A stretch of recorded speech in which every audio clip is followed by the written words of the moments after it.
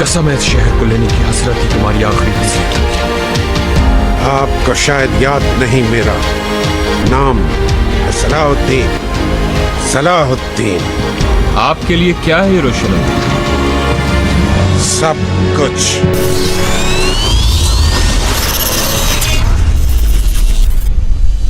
दोस्तों, मशहूर है कि किसी ज़माने में बगदाद में एक माहिर बढ़ाई रहता था। उम्र के आखिरी हिस्से में उसने खूबसूरत मिंबर बनाया। जो भी इस मिंबर को देखता बस उसकी खूबसूरती को देखते ही दांतों में उंगलियां दबा लेता और इस मिंबर की शोहरत दूर दूर तक फैलने लगी। इतनी फैली कि बगदाद में आने वाला हर एक अमीर शख्स उस बढ़ई से कहता कि ये मिंबर मुझे फरोख्त कर दो कि मैं इसे फलां मस्जिद को अतिया कर दूंगा। लेकिन बढ़ई का हमेशा एक ही जवाब होता कि नहीं जनाब, ये मिंबर मस्जिदुल अक्सा में सजेगा। लोग ताज्जुब से पूछते कि भाई मस्जिदुल अक्सा तो ईसाइयों के कब्जे में है। बढ़ई सबकी बातें सुनता, फिर एक ही जवाब देता, मेरा काम बस इतना ही था, मैं एक फनकार हूँ, मिंबर बनाता हूँ। कोई बहादुर जंगजू उठेगा और अल कुद्स वापस हासिल करेगा और ये मिंबर उसी की जीनत बनेगा। दोस्तों, मिंबर की ये कहानी शहर में बच्चे बच्चे की जबान पर आ चुकी थी। फिर ये कहानी एक 7-8 साल के बच्चे ने सुनी,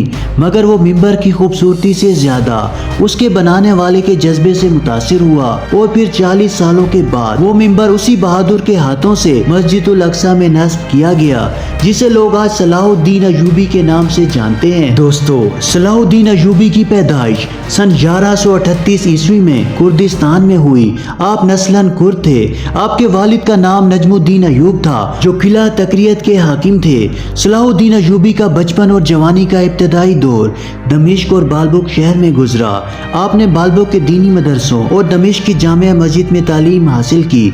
25 साल की उम्र तक सुल्तान ने गुमनामी मगर पाकीज़ा और बेदाग जिंदगी गुजारी। इब्तदा में सलाहुद्दीन अयूबी सुल्तान नूरुद्दीन जंगी के यहाँ एक फौजी अफसर थे। सलाहुद्दीन अयूबी मिस्र को फतह करने वाली फौज का हिस्सा थे। उस फौज के सिपा सालार आपके चचा थे। मिस्र फतह हो जाने के बाद सलाहुद्दीन अयूबी मिस्र के हाकिम के तौर पर मुकर्रर कर दिए गए और 570 हिजरी में उन्होंने यमन को भी फतह कर लिया। और फिर नूरुद्दीन जंगी की वफात के बाद सुल्तान सलाहुद्दीन अयूबी हुक्मरानी पर फाइज हुए। दोस्तों, सुल्तान सलाहुद्दीन अयूबी की जिंदगी का मकसद अव्वल ही यही था कि बैतुल मुकद्दस को ईसाइयों से आज़ाद कराया जाए।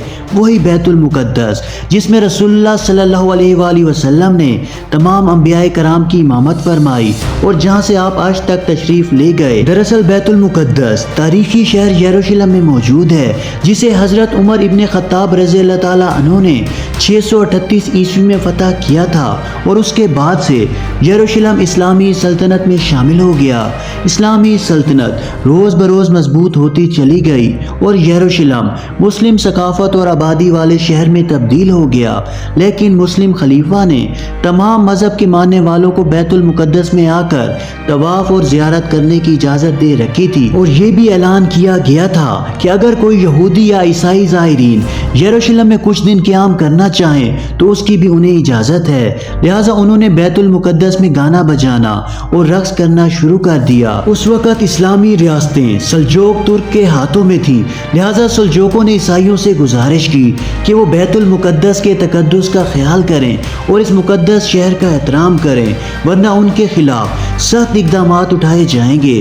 दोस्तों, इसी दौरान एक ईसाई राहब पीटर ने कुछ मनगढ़ंत कहानियां लोगों को सुनाई और ईसाइयों को इस बात का यकीन दिलाया कि मुसलमान उन पर जुल्म और तशद्दुद कर रहे हैं और उसने अपने साथियों के साथ बरतानिया, जर्मनी, इटली, यूनान और तमाम बड़े बड़े यूरोपीय ममालिक का सफर किया और ईसाइयों को मुसलमानों के खिलाफ उकसाया। लिहाजा सन 1095 ईस्वी में ईसाई पाप ने फ्रांस में कॉन्फ्रेंस मुनक़िद की, जिसमें ईसाइयों पर जोर दिया गया कि वो उठ खड़े हों और यरूशलेम को मुसलमानों से आज़ाद कराएं। दोस्तों, इस दौरान तमाम यूरोप में एक अफवाह फैला दी गई कि हजरत ईसा अलैहिस्सलाम दोबारा नाजिल होकर ईसाइयों के तमाम मसाइब का खात्मा करेंगे, लेकिन उनका नज़ूल उसी वक्त होगा जब यरूशलेम का मुकद्दस शहर मुसलमानों के कब्जे से आज़ाद करा लिया जाएगा। इस अफवाह ने ईसाइयों के मजहबी जोश में बेपनाह इजाफा कर दिया। ईसाई मजहबी रहनुमाओं ने इस बात को आम किया कि अगर कोई चोर, बदमाश और बदकिरदार भी बैतुल मुकद्दस की ज़ियारत करेगा तो वो जन्नत का मुस्तहिक होगा। लिहाजा इस अकीदे की बिना पर हर तरह के लोग बैतुल मुकद्दस में आना शुरू हो गए और इस जंग में 10 لاکھ صلیبیوں نے حصہ لیا، لہٰذا عیسائی فوج جتھوں کی شکل میں یروشلم کی طرف بڑھنے لگی اور یہ لوگ جن راستوں سے بھی گزرتے مزید عیسائی قبیلے ان کے ساتھ آن ملتے اور اس طرح ان کی تعداد بڑھتی چلی گئی۔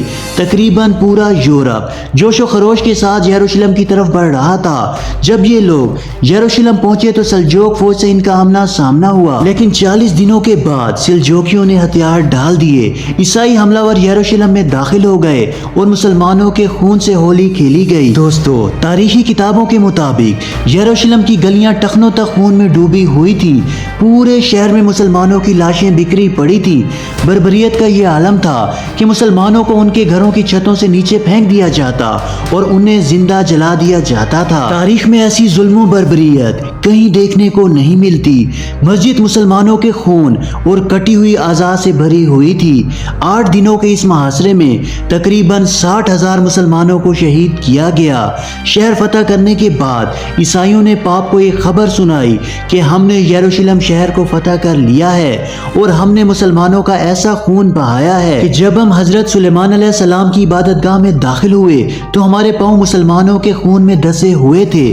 یروشلم پر عیسائیوں کے قبضے کے بعد پوری مسلم دنیا پریشان تھی، لیکن خلیفہ اتنا کمزور تھا کہ کچھ نہ کر سکتا تھا۔ جلدی یروشلم پر قبضہ کرنے والی عیسائی فوج کو پورے یورپ کا سہارا مل گیا اور انہوں نے فلسطین، شام اور اردن کے علاقوں پر بھی قبضہ کر لیا، جہاں بے دریغ مسلمانوں کا قتل کیا گیا، عورتوں کی عصمت دری کی گئی اور طرابلس میں مسلمانوں کی اس عظیم لائبریری کو جلا دیا گیا جہاں فلسفہ اور سائنس کے موضوعات پر تقریباً 19 لاکھ کتابیں موجود تھیں۔ لیکن ہر عروج کو ایک دن زوال ہے، لہٰذا حالات نے اس وقت کروٹ لی جب سلطان صلاح الدین ایوبی رحمۃ اللہ تعالی علیہ نے مصر کے حاکم کے طور پر حلف لیا۔ سن 1186 عیسوی میں عیسائیوں کے ایک فوجی جتھے نے رجنالڈ کی رہنمائی میں مدینہ منورہ پر قبضے کے غرض سے حجاز المقدس پر حملہ کر دیا، لہذا صلاح الدین ایوبی رحمۃ اللہ تعالی علیہ ایک لشکر لے کر فوراً رجنالڈ کے تعاقب میں نکلا اور حطین کے مقام پر دونوں آمنے سامنے آ گئے۔ حطین کے اس مقام پر تاریخ کی ایک ایسی خوفناک جنگ لڑی گئی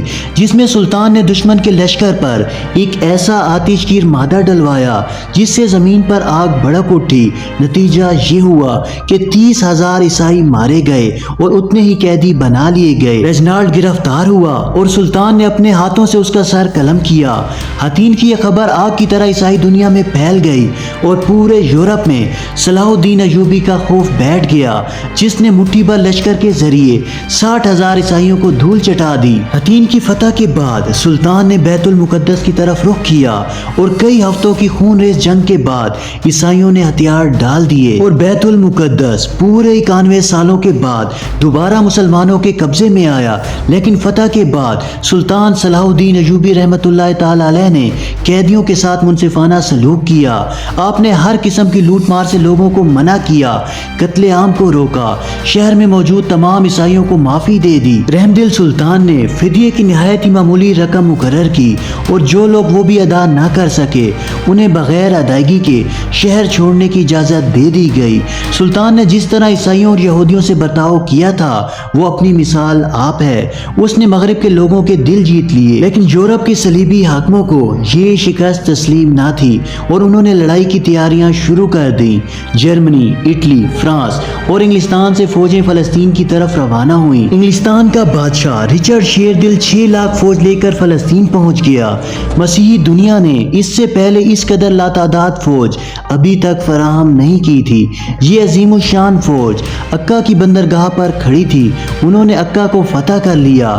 عکا کی فتح کے بعد صلیبیوں نے فلسطین کی بندرگاہ اسکلان کا رخ کیا، جہاں صلاح الدین ایوبی رحمۃ اللہ تعالی علیہ نے ان کا 12 مرتبہ مقابلہ کیا اور ان مقابلوں میں سلطان نے جواں مردی اور بہادری کی مثالیں پیش کی، لیکن کسی بھی مسلمان حکومت کی طرف سے اور خاص کر خلیفہ بغداد سے کوئی مدد نہ پہنچی، لہذا سلطان کو پیچھے ہٹنا پڑا۔ لیکن اس دوران سلطان نے بیت المقدس کی تیاریاں مکمل کی، کیونکہ اب صلیبیوں کا اگلا نشانہ بیت المقدس تھا۔ 1190 عیسوی میں تیسری صلیبی جنگ کا آغاز ہوا، جس میں سلطان کے مختصر سے لشکر نے یورپ یورپ کی عظیم الشان فوج کا بڑی جرأت مندانہ مقابلہ کیا۔ جب فتح کی کوئی امید باقی نہ رہی تو صلیبیوں نے آخرکار صلح کی درخواست کی۔ مورخین نے لکھا ہے کہ جنگ کے دوران بادشاہ رچرڈ اور سلطان صلاح الدین ایوبی کا آمنا سامنا ہوا تو سلطان کے ایک وار سے رچرڈ کا گھوڑا گر گیا اور وہ مر گیا۔ رچرڈ بے بسی کی حالت میں کھڑا تھا۔ سلطان چاہتا تو ایک ہی وار میں اس کا کام تمام کر سکتا تھا، لیکن یہ سلطان کی اعلیٰ ظرفی تھی کہ آپ نے ایک بے بس شخص پر ہاتھ اٹھانا گوارا نہ کیا اور آپ نے اپنے ایک سپاہی کو حکم دیا کہ بادشاہ کی خاطر ایک گھوڑا لایا جائے تاکہ وہ گھوڑے پر بیٹھ کر مقابلہ کرے۔ سلطان کی اس فیاضی اور رحم دلی سے رچرڈ اتنا متاثر ہوا کہ اس نے لڑنے سے ہی انکار کر دیا۔ لہٰذا رچرڈ اور سلطان صلاح الدین ایوبی کے درمیان معاہدہ طے آیا جس کے مطابق بیت المقدس مسلمانوں کے قبضے میں رہا اور ارسوف اور ایکا کا شہر صلیبیوں کو دے دیا گیا اور تمام مذاہب کے زائرین کو یروشلم آنے کی اجازت ملی۔ سلطان نے نہ صرف ان زائرین کو ہر قسم کی آزادی دی بلکہ اپنی جانب سے لاکھوں زائرین کی دعوت اور آسائش کا انتظام کیا۔ سلطان صلاح الدین ایوبی رحمۃ اللہ تعالی علیہ کا غیر مسلموں سے سلوک عین اسلامی تعلیمات کے مطابق تھا اور یہ اس بات کا ثبوت ہے کہ اسلامی حکومت میں غیر مسلموں کے حقوق بھی اسی طرح محفوظ ہوئے ہیں جس طرح مسلمانوں کے۔ اور اپنی تمام تر فتوحات اور سلطنت کے باوجود صلاح الدین ایوبی رحمۃ اللہ تعالی علیہ نے انتہائی سادگی اور فقر کی زندگی گزاری۔ 5 امیر ترین سلطنت یعنی شام، ایران، مصر، حجاز اور یمن کا مالک ہونے کے باوجود ان کا اپنا کوئی گھر نہ تھا۔ پوری زندگی عام سپاہیوں سا لباس پہنا۔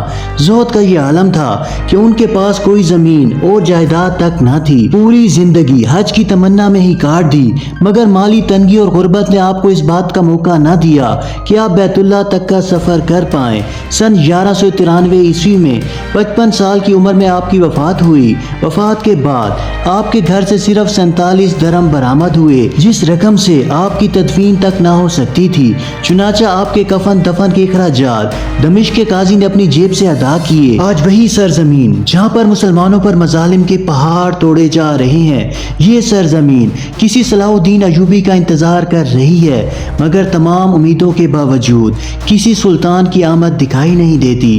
اللہ تعالیٰ سے دعا ہے کہ اللہ تعالیٰ بیت المقدس کو یہود و نصارہ سے آزادی نصیب فرمائے اور مسلمانوں کو فتح نصیب فرمائے۔ اسی طرح کی مزید معلوماتی اور اسلامی ویڈیوز دیکھنے کے لیے ہمارے اس اسلامی چینل کو سبسکرائب ضرور کریں۔ جزاک اللہ۔